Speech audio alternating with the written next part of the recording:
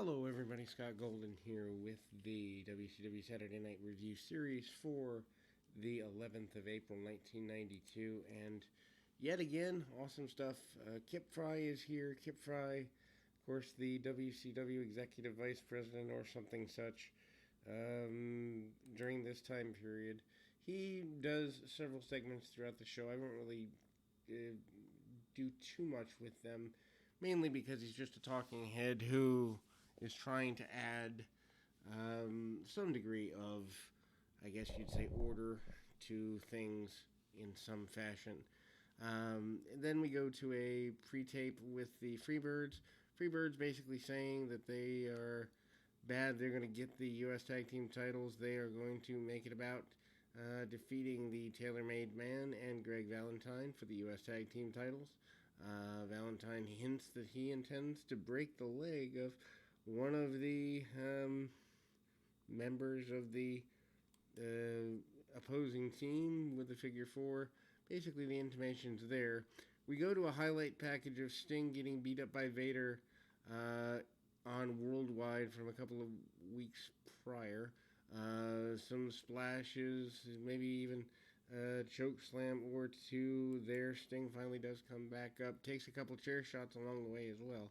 Sting completely laid out. I love the Sting Vader series. Actually, my favorite Sting series, other than his that one-off he had with Cactus Jack, of all time, is the Vader series. So I really enjoy this. This is prime time for me getting to know Sting a little bit. Again, I haven't seen all this stuff all the way through. I did watch WCW Saturday Night religiously from, let's say, the around September, October of 92 through 1994 when Hogan came in. So I'm going back and rewatching this stuff for the first time since it originally aired. All the baby faces come out, try to defend Sting. Vader comes out and has a 2-on-1 squash match, which, I mean, Vader is one of those heels that you really do take seriously. I don't even know that the enhancement talent is named here. They don't get a graphic anyway. Regardless, Vader hits a couple of boxing punches right from the beginning. Spinning back fist, so it looks pretty impressive. Vader, probably one of the better heels of the early 90s in terms of honest-to-goodness heel. Vader then takes the other enhancement talent, picks him up with a press slam that's pretty impressive, no pun intended, and just drops him straight down. Other enhancement talent comes and gets clubbed like a bear. I don't necessarily think Vader was needlessly careless. Some people say he was. I just think he got so wrapped up in what he was doing that he'd forget. But, I mean, he takes the head off of this guy. If you want to, if you're out there listening to this at some point in the future, 50 years from now or whatever, and you want to learn how to get over as a monster, Vader is a great way to learn. Double splash in the corner, and then eventually he stacks both of the opponents up pretty aggressively, pretty assertively. Choke slam right there and sends him down.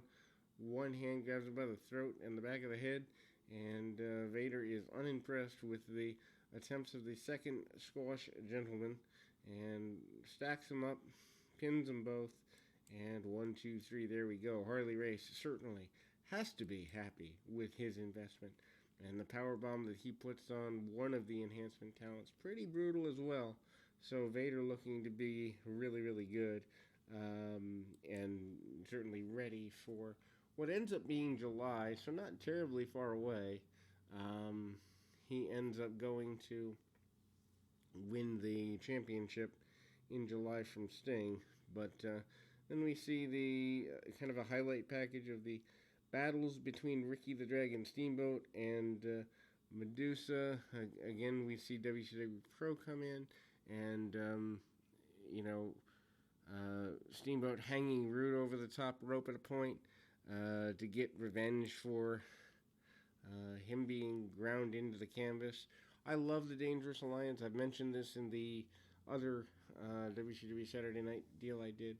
Also, they re-show Steamboat's face getting ground into the canvas by the Dangerous Alliance, actually the concrete floor more accurately, and That's it. Definitely brutal, not so friendly, but certainly gets heat on heels. And it's interesting because, at the time we're coming off the end of WWF, who are doing year upon years of Hogan being put over as the major babyface, and then you see all this heat on heels. It's just interesting that the two national promotions couldn't have had a more different approach. Randy Starr and John Peterson have the unlucky fate of drawing the Steiner brothers here.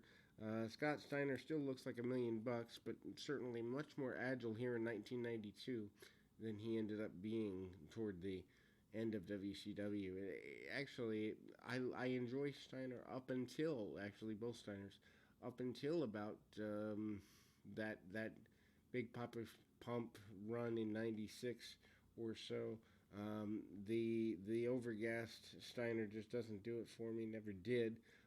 Rick comes in. He's more the brawler. The heels get a little bit of space. There is the Frankensteiner by Scott Steiner after a couple of suplexes, and there is a victory easily garnered there. Nikita Koloff in a squash match up next. Sergeant Buddy Lee Parker is his opponent for the day. Koloff, of course, coming back in February at Super Brawl, so less than about 2 months before. Comes in, people don't know his motive, don't know what he's about or what his motivation is. They don't really give a lot of hinting to that until the Wrestle War pay-per-view in May. So, air of mystery. I don't know that necessarily doing that was the right thing to do at the time.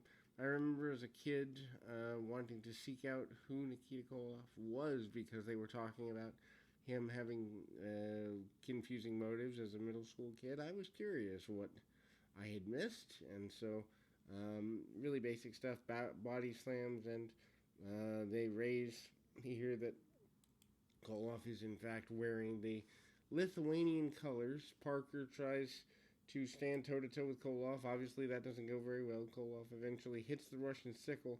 Really short match. Koloff basically says he's not going to give away much information about his motives. Eric Bischoff tries to get him to talk about why he's there. Koloff doesn't say much other than he's a proud Lithuanian and proud to be back in WCW.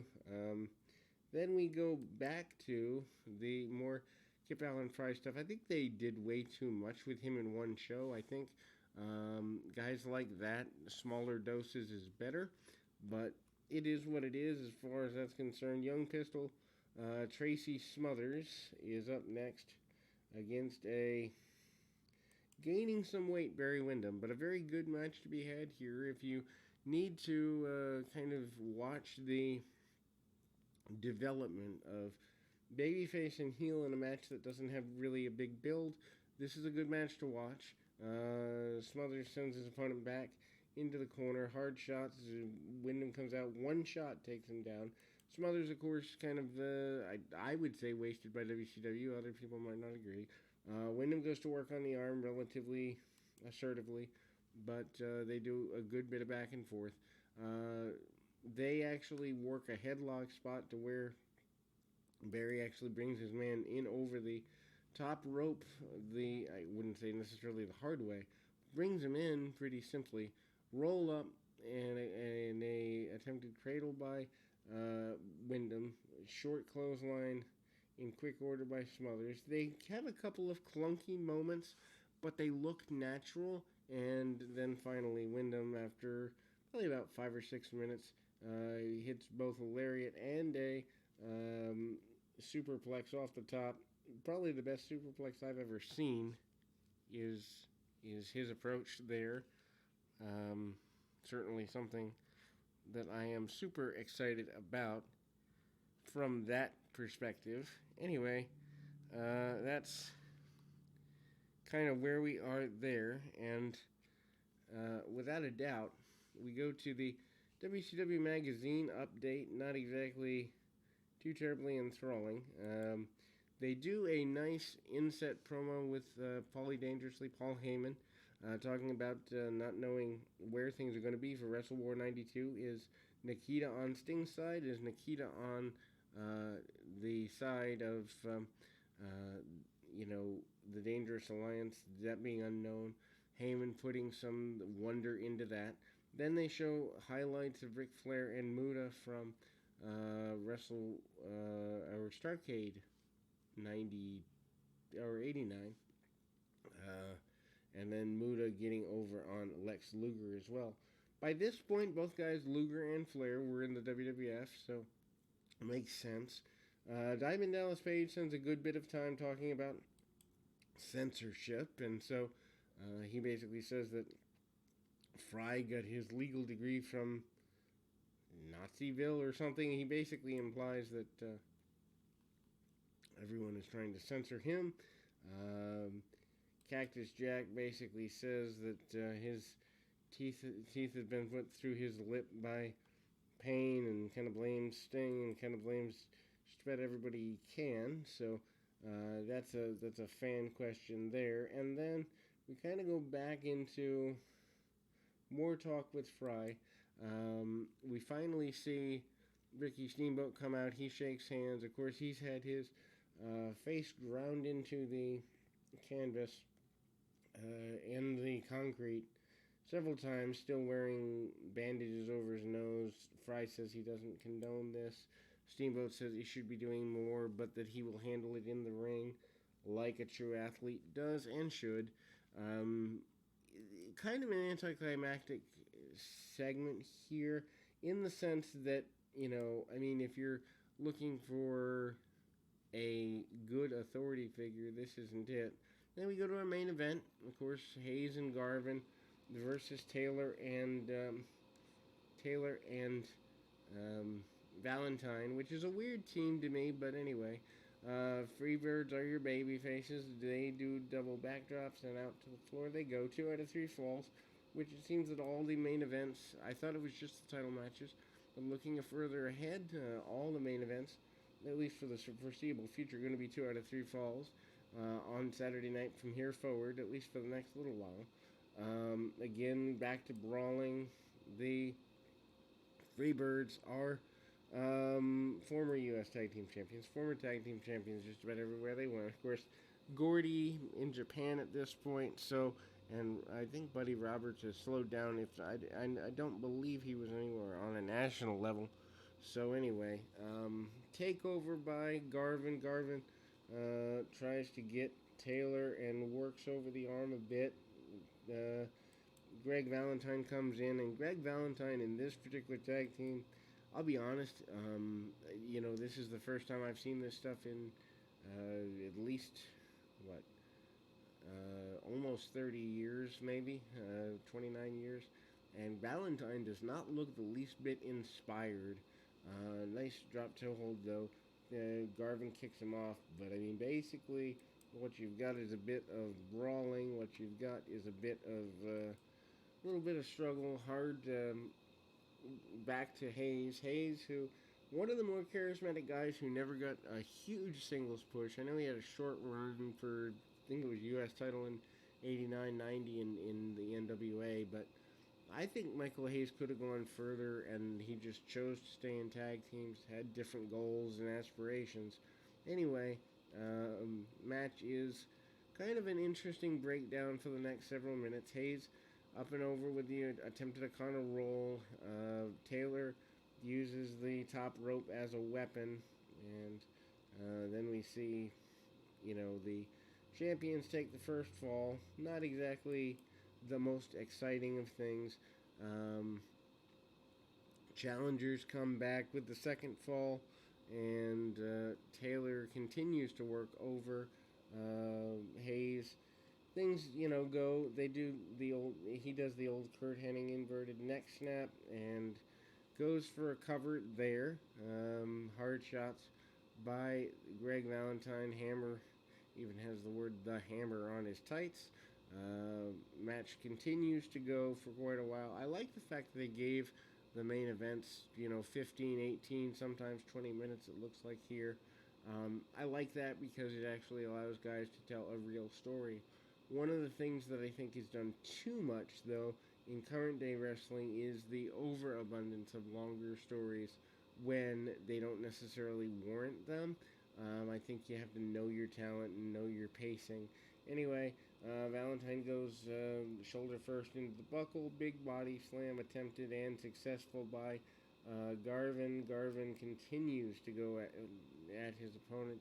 And a couple of minutes later, we see um, the bout evened up at one fall apiece when um, Michael Hayes comes in and gets a DDT.